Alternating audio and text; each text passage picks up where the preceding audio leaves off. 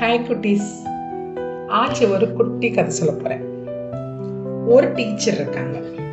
அந்த டீச்சருக்கு last working day ஸ்கூலில் வந்து ஸ்டூடெண்ட்ஸ்க்கு லாஸ்ட் டே எல்லாரும் எக்ஸாம் முடிச்சுட்டு எல்லாரும் பை பை சொல்லிட்டு வீட்டுக்கு போகிற அந்த நாள் லாஸ்ட் டே. அப்போ அவங்க டீச்சர் என்ன பண்ணுறாங்க, எல்லாருக்கும் ஆளுக்கு ஒரு பேட்ச் ஒன்று கொடுக்குறாங்க, கழுத்தில் போடுறாங்க. எக்ஸ்ட்ரா ஒரு 3 பேட்ச் ஒவ்வொரு பசங்களுக்கும் கொடுக்குறாங்க.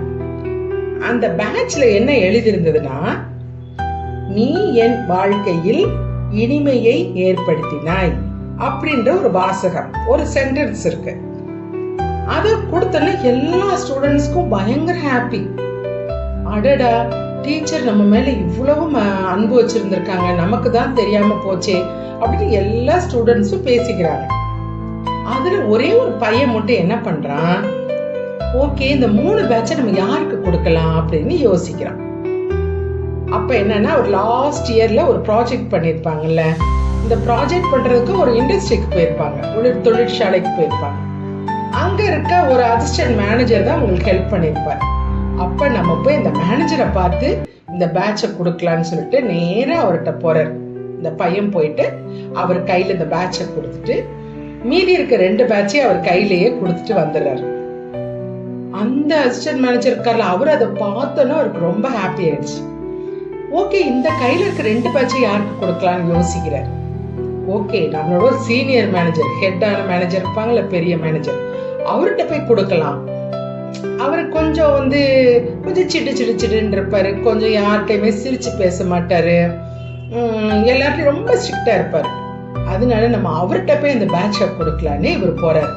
போய் அதே மாதிரி அவர் கையில 2 பேட்ச் கொடுத்துட்டு இந்த பேட்சை பார்த்து ரொம்ப ஹாப்பி ஆயிட்டாரு. அந்த ஹெட் மேனேஜர் வந்து ரொம்ப ஹாப்பி ஆயிட்டாரு. ஆஹா, இது அருமையான வாசகமா இருக்கேன், இத போய் நம்ம பையன்கிட்ட போய் கொடுக்கலாம். ஏன்னா நம்ம அவரோட பையன் கூட ஒரு டைம் ஸ்பெண்ட் பண்றதே கிடையாது. எந்த நேரம் பார்த்தாலும் ஆபீஸ் இருப்பாரா, டைம் ஸ்பெண்ட் பண்றதே கிடையாது. உடனே இவருக்கு ஒரு மகன்கிட்ட போய் கொடுக்கலான்னு ஒரு ஐடியா வரும். உடனே வேகமா வீட்டுக்கு போறாரு. போனா மாடி ரூம்ல லைட் எரிஞ்சிட்டு இருக்கு, மகனோட ரூம்ல லைட் எரியுது. அடடா, இவ்வளவு நேரம் ஏன் தூங்காம இருக்கான்?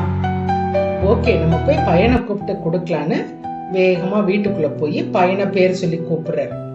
உடனே அந்த பையன் வந்து ரொம்ப சோகமா களைப்பா இருக்கான், ரொம்ப முகமெல்லாம் ரொம்ப வாடி போயிருக்கு.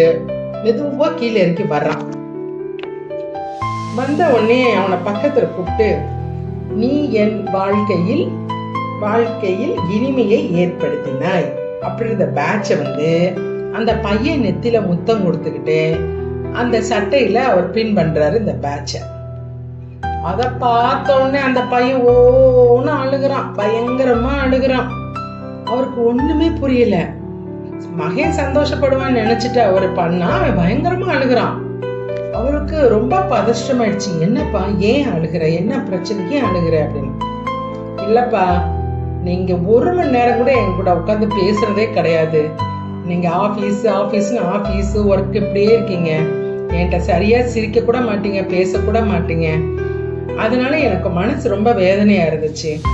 பேசாம தற்கொலை பண்ணிக்கலாம்னு நினைச்சிட்டு இவ்வளவு நேரம் உங்களுக்காக ஒரு லெட்டர் எழுதி வச்சுட்டு சூசைட் பண்ணலாம்னு நினைச்சேன்.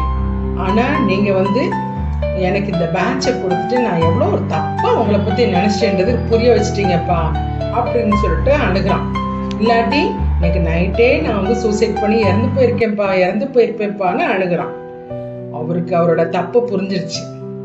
யாருக்கு? அந்த ஹெட் மேனேஜருக்கு புரிஞ்சிச்சு. ஐயோ, இத்தனை நாள் நம்ம ஆபீஸ்ன்னு இருந்தோம், பையன் கூட நம்ம பேசல, சிரிக்கல, அவன் கூட டைமே நம்ம ஸ்பெண்ட் பண்ணாம இருந்துட்டோம், ஆபீஸ் தான் ரொம்ப முக்கியம்னு இருந்துட்டோம். அதே மாதிரி ஆபீஸ்லயுமே அங்க ஒர்க் பண்றவங்கள்ட்ட யார்கிட்டையும் நம்ம சிரிச்சு கூட பேசுறது இல்ல, எப்ப பார்த்தாலும் கடுன்னு இருந்தோம். சரி, நம்ம என்ன லைஃப் வாழ்றோம் அப்படின்னு அவருக்கு ரொம்ப கஷ்டமாயிடுச்சு. அன்னைக்கு நைட்டு ஃபுல்லா அவர் தூங்கல. ஆனா அவரோட பையன் வந்து அவர் மடியில படுத்து நிம்மதியா தூங்குறான். ஆனா அவருக்கு சுத்தமா தூக்கம் வரல. சரி, நம்ம மகனுக்காக கொஞ்சம் நேரம் கூட டைம் பண்ணாம இப்படி பண்ணிட்டோமே, அது மாதிரி ஒர்க்கர்ஸ் எல்லாத்தையுமே ரொம்ப ஹார்டா நடந்துட்டோமே, நாளையில இருந்து நம்ம ஒரு புது மனுஷனா மாறணும்னு ஒரு முடிவு பண்றாரு. அதே மாதிரி அந்த அசிஸ்டன்ட் மேனேஜர் இருந்தாரு பாருங்க, அவரும் தூங்கல. அவருக்கு என்னன்னா, நம்மள்ட்ட உதவி கேட்ட வந்த அந்த ஸ்டூடெண்ட்ஸ்க்கெல்லாம் ஒன்றும் பெரியஸ்தான் அவங்களுக்கு வந்து ஹெல்ப் பண்ணல. ஒரு வேண்டா வெறுப்பாதான் அவங்களை வந்து கைட் பண்ணும். அதையுமே தாண்டி அந்த பையன் வந்து நமக்கு இந்த பேட்சை கொடுத்துருக்குறானே, இனிமே அடுத்த வருஷம் வர்ற ஸ்டூடெண்ட்ஸ்க்கெல்லாம் நம்ம அவங்களுக்கு அக்கறையோட அவங்களுக்கு சொல்லி தரணும், அவங்களுக்கு ஹெல்ப் பண்ணணும் அப்படின்னு அவரும் முடிவு பண்றாரு. அவரும் தூங்காம இப்படி யோசிச்சுட்டு அவர் மனசுல ஒரு முடிவு எடுத்துட்டு இருக்காரு.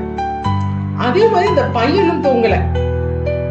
அந்த பையன் என்ன நினைக்கிறான், நம்ம டீச்சர் பாடம் நடத்தும் போதெல்லாம் நம்ம எவ்வளவு கேலி பண்ணியிருக்கோம், எவ்வளவு இடைச்சல் பண்ணியிருப்போம், அதையெல்லாம் தாண்டி நம்ம டீச்சர் நம்மள்ட்ட எவ்வளவு கருணையோட நடந்திருக்காங்க, எவ்வளவு அன்பா நமக்கு இந்த பேட்சை கொடுத்துருக்குறாங்க அப்படின்னு இனிமே நம்ம நெக்ஸ்ட் இயர்ல இருந்து டீச்சர்ஸ்ட மரியாதையை நடக்கணும், கிளாஸை ஒழுங்கா கவனிக்கணும் அப்படின்னு அவன் யோசிச்சுட்டு இருக்கான், ஒரு முடிவு பண்ணிட்டு இருக்கான். அந்த பையன் ஒரு சின்ன சென்டென்ஸ் தான் பாருங்களேன், எத்தனை பேரோட லைஃபை வந்து சேஞ்ச் பண்ணுது பாருங்களேன். ஒரு அருமையான வாசகம் தானே அது. யாருமே ஒருத்தருக்கு நம்ம வந்து யார்கிட்டயுமே அம்மா அப்பா யார்கிட்டயுமே நம்மளோட அன்பை சொல்றதே கிடையாது. அப்பா அம்மாட்ட நம்ம வந்து நான் உங்க மேல ரொம்ப அன்பா இருக்கேன்றது கூட யார்கிட்டயுமே ஒருத்தருக்கு சொல்றது இல்லை. யாருமே ஒருத்தருக்கு பேசாம அவங்கவுங்க கையில மொபைலை வச்சுக்கிட்டு இப்படிதான் நம்ம லைஃப் போகுது.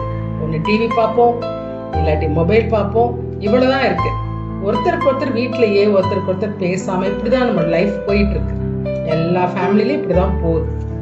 அப்ப நம்ம யாரு மேல நம்ம அன்பா இருக்கோம், அப்பா அம்மா இல்லாட்டி ஹக் பண்ணி அப்பா அம்மாவுக்கு உங்களோட லவ்வ சொல்லணும் கண்டிப்பா.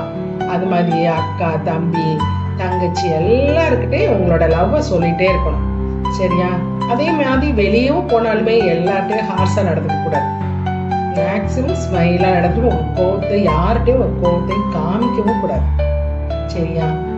ஓகேப்பா, ஆச்சு. உங்களுக்கு நாளைக்கு வேறொரு குட்டி கதையோட வரேன்.